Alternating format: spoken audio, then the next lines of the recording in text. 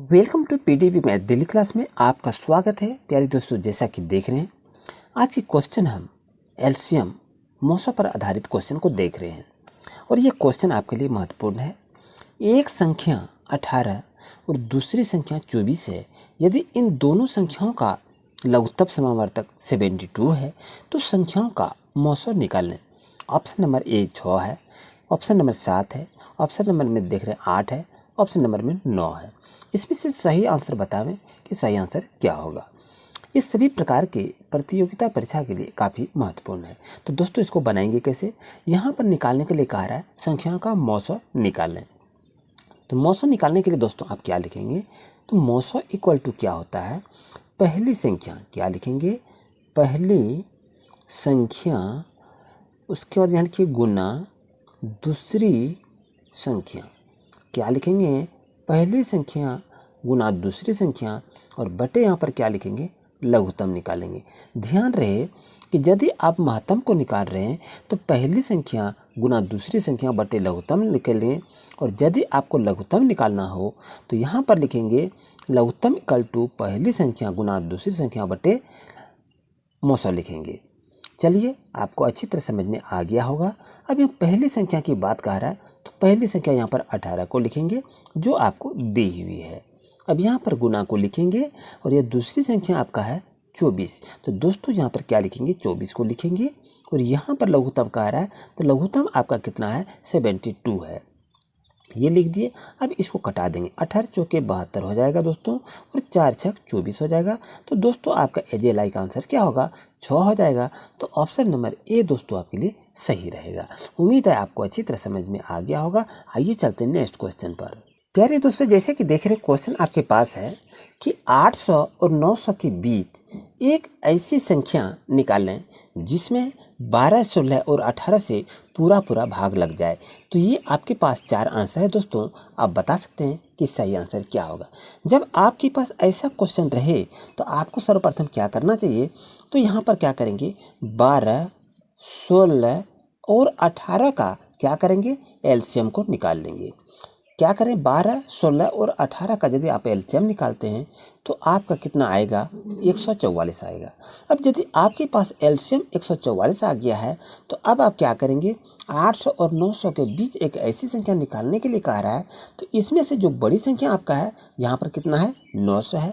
तो दोस्तों यहाँ पर क्या करेंगे? 900 को आप लिख लेंगे और यहाँ पर करना क्या है? आप 144 है तो 144 से इसको क्या करेंगे? डिवाइड कर देंगे। 144 से यदि इसको डिवाइड करेंगे तो 6 बार में कटेगा। 144 छक्के कितना हो जाएगा दोस्तों? 864 हो जाएगा। तो यहाँ पर देखें आपके पास कितना बच जाएगा? 36 बच जाएगा। अब दोस्तों ये यदि आ गया तो वो संख्या का आ रहा है, उस संख्या कौन सी है? तो वो संख्या निकालने के लिए आपको क्या करना है? यहाँ पर संख्या कितनी है? 900 है। यहाँ पर आप 900 को लिख लीजिए। अब यहाँ पर शेष कितना बच गया? 36 बचा। तो दोस्तों यहाँ 36 को लिखेंगे। अब 900 में 36 को यदि घटाएंगे तो 864 आएगा दोस्तों। तो ऑप्शन नंबर सी आपके लिए सही है। अगर ऐसा क्वेश्चन आवे 800 और 900 के बीच एक ऐसी संख्या निकालने के लिए कहे तो यहाँ सर्वप्रथम जो भी संख्या दिया हुआ रहे तो इसका पहले क्या करेंगे? लघुत्तम निकाल लेंगे और लघुत्तम निकालने के बाद जो भी बड़ी संख्या आवे वो लघुत्तम के जो संख्या लघुत्तम का आया उसमें बड़ी संख्या से हम भाग कर देंगे और संख्या जो आए तो बड़ी संख्या में शेष को घटा देंगे तो वो संख्या अज्ञात राशि निकल जाएगी जिससे कि वो पूरा भाग लग जाएगा। आई होप कि आपको अच्छी तरह समझ में आ गया होगा दोस्तों।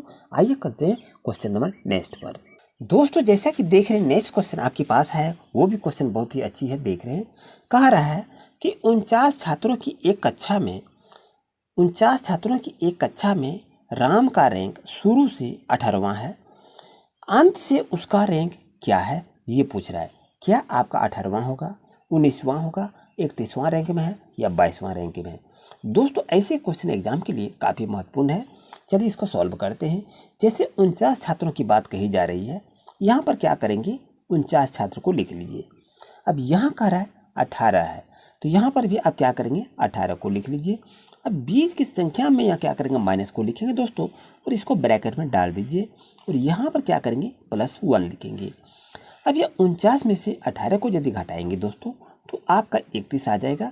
और यहाँ +1 है दोस्तों, तो यहाँ पर इसको 1 को जोड़ देंगे तो 31 से कितना हो जाएगा दोस्तों, 32 होगा।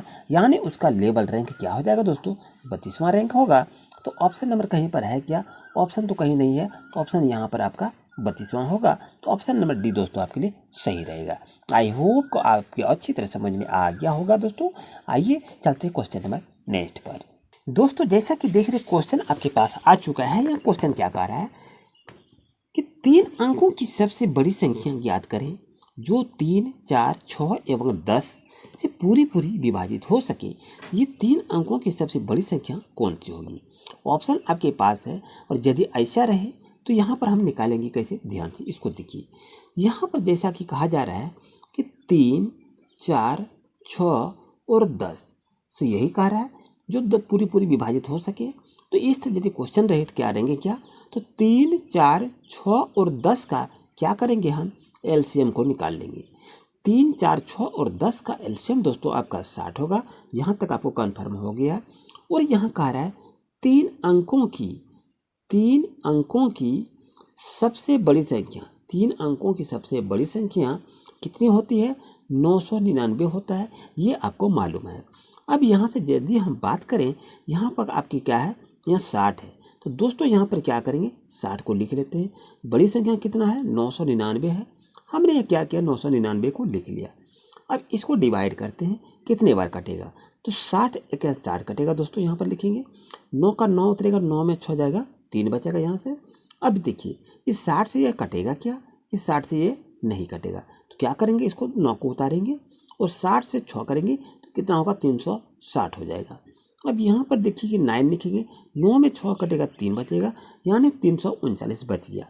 दोस्तों ये जो आपका रिमाइंडर बचा, अब इसको क्या करेंगे, वो संख्या आपको निकालनी है।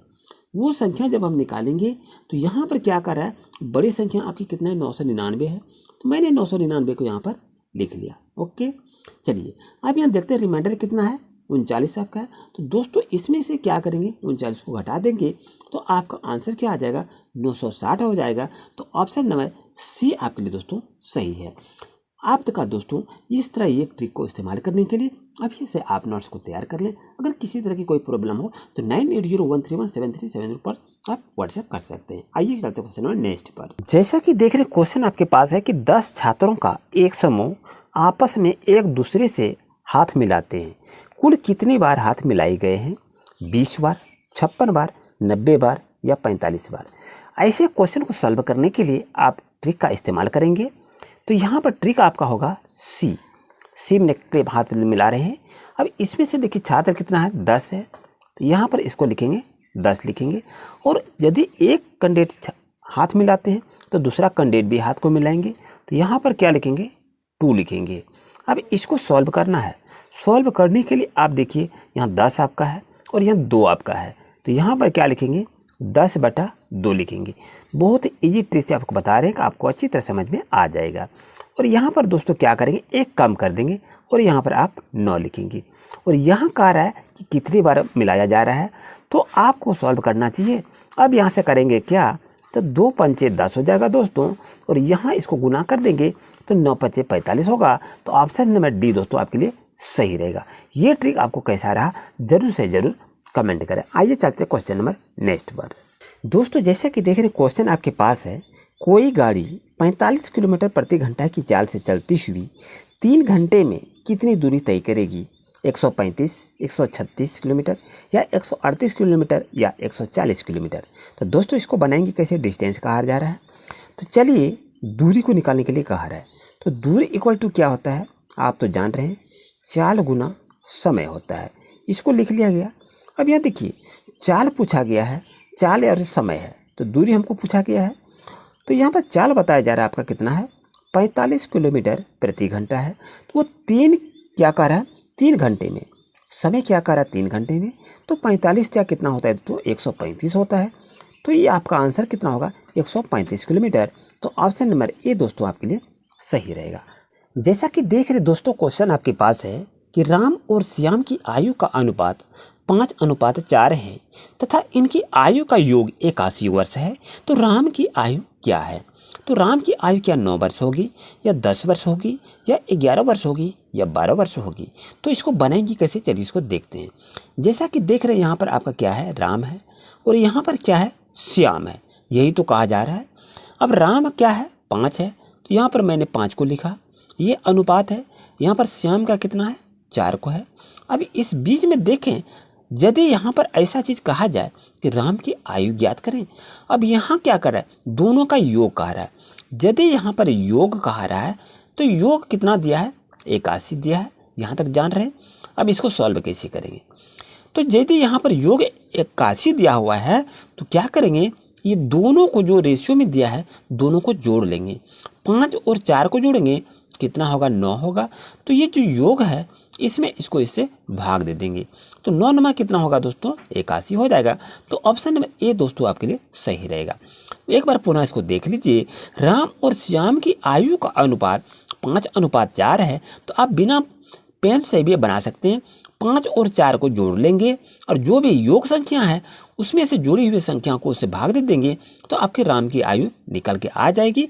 यानी ऑप्शन नंबर ए दोस्तों आपके लिए सही हो जाएगा। आइए चलते हैं नेक्स्ट क्वेश्चन पे। जैसा कि नेक्स्ट क्वेश्चन को देख रहे हैं, सीता और गीता की वर्तमान उम्र का अनुपात 2:1 है तथा इनकी आयु का योग 54 वर्ष है।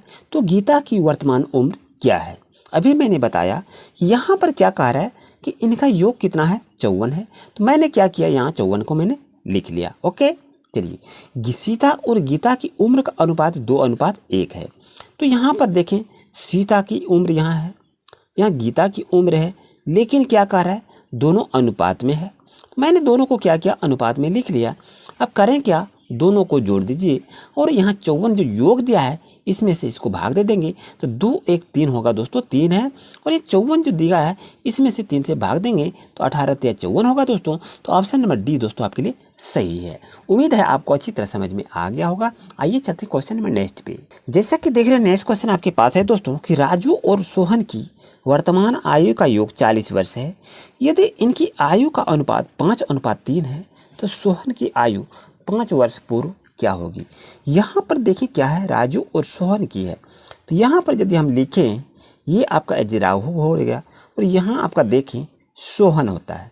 अब ये क्या कह रहा है कि 40 वर्ष हो रहा है, इसका योग हम क्या लिखेंगे, ये आपका 40 वर्ष है। अब यहाँ यदि बात करें, ये दोनों का अनुपात क्या बता रहा है, 5:3 को बता रहा है।